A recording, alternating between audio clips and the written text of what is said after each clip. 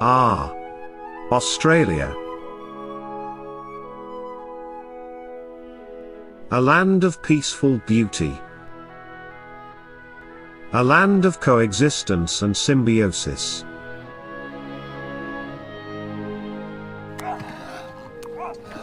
A land where all beasts live together with perfect, harmonious synergy. Dappling the rugged forest landscape of eastern Australia, exists the fragile beauty of Phascolactos cinereus's lush forest habitat. Before us, we find two common, grey koala bears. Let us take a closer look.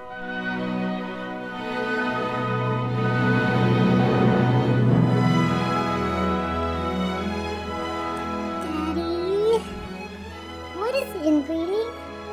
Oh, well, I don't know quite why you'd be asking that, but inbreeding is just a result of one type of reproductive isolation. Reproductive isolation? Yeah! It is reports of a population for some reason are no longer able to breed with each other.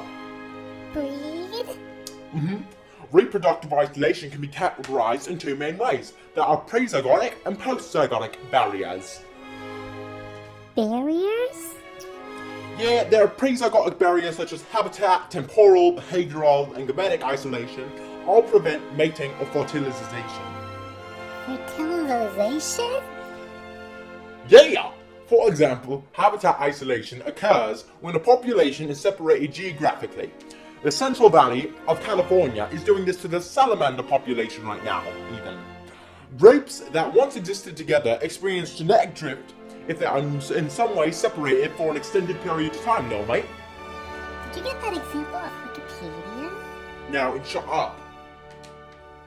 And the genetic drift can cause speciation, where the groups are no longer able to breed together. Breed? Yeah.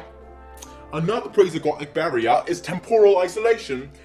That is where mating cycles of two groups don't match, so interbreeding can't occur. What was that one about mechanical isolation?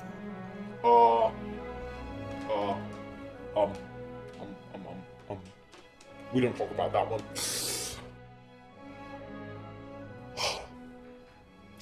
But there are also postzygotic barriers too.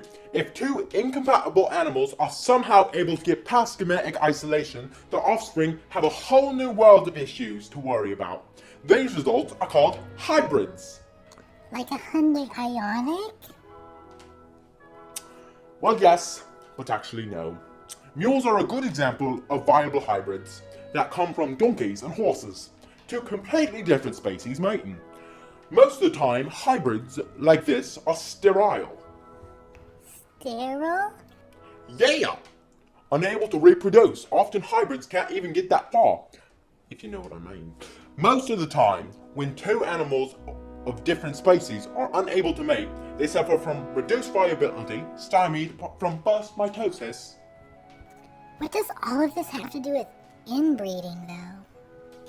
Well, there's kind of an edge case where a small population ends up only mating within that group, reducing gene flow, causing genetic drift from the rest of the population, and causing stuff like... causing less stuff. Oh dear. Yeah. Most of the time, reproductive isolation just causes parts of population that used to be one to become genetically dissimilar enough that they are no longer able to breed. This is called speciation.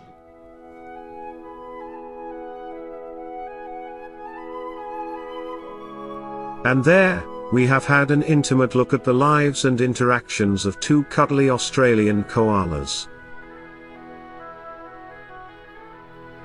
Thank you for joining me on this week's exploration of nature. This has been Inbred signing off. Bonsoir my golden nuggets. Smile?